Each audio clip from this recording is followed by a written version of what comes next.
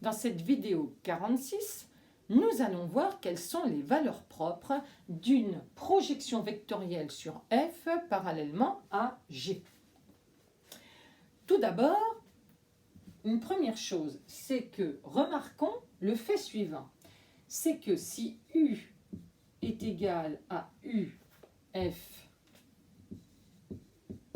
plus vecteur nul, c'est-à-dire en fait, je prends U appartenant à F, quand je calcule P de U, j'obtiens UF, autrement dit, P de UF est égal à UF, c'est-à-dire une fois UF. Bien entendu, il ne faut pas que je prenne U égale vecteur nul. Donc avant tout, je suppose U différent du vecteur nul. Donc, UF étant différent du vecteur nul, vu que j'ai P de UF égale 1 UF, cela signifie que 1 est une valeur propre de P. Donc 1 est valeur propre. Ensuite, je peux très bien supposer que U est égal à vecteur nul plus UG. Donc cette fois-ci, il appartient à G. Et quand je calcule P de U, cette fois-ci, je prends sa composante sur l'espace vectoriel F, c'est-à-dire vecteur nul. Autrement dit, P de UG est égal à vecteur nul est égal à 0 fois UG. Ce qui signifie que UG étant différent du vecteur nul, parce que U différent du vecteur nul, 0 est valeur propre également. Valeur propre de P. Ce que nous allons démontrer, c'est que ce sont les seuls possibles. Il ne peut pas y avoir d'autres valeurs propres pour une projection. Alors, supposons K, valeur propre de P. Donc, on prend un réel K, on prend un vecteur U différent du vecteur nul et on cherche quelles peuvent être les valeurs de K telles que P de U égale à KU. U s'écrivant UF plus UG, P de U vaut UK. Mais K fois U vaut K fois UF plus UG, c'est-à-dire KUF plus KUG. Et si je passe UK de ce côté, j'obtiens vecteur nul égal K-1 UF plus KUG.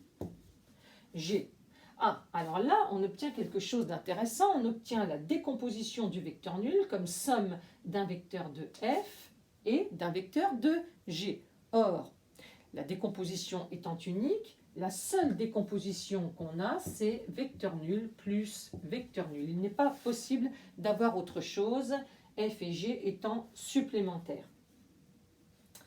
Donc, cela signifie que K-1 UF est égal à vecteur nul et KUG est égal à vecteur nul.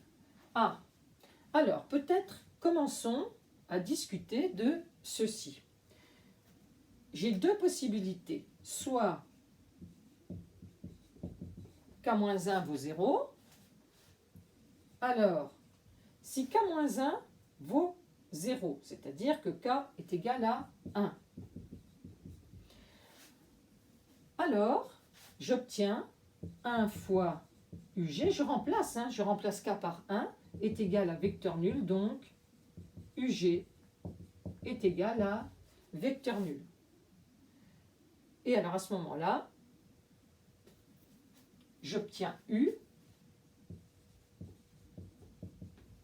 est égal à UF plus vecteur nul. Donc il appartient à F. Attention, UF ne peut pas être égal à vecteur nul parce que j'ai supposé que U était différent du vecteur nul. Bon.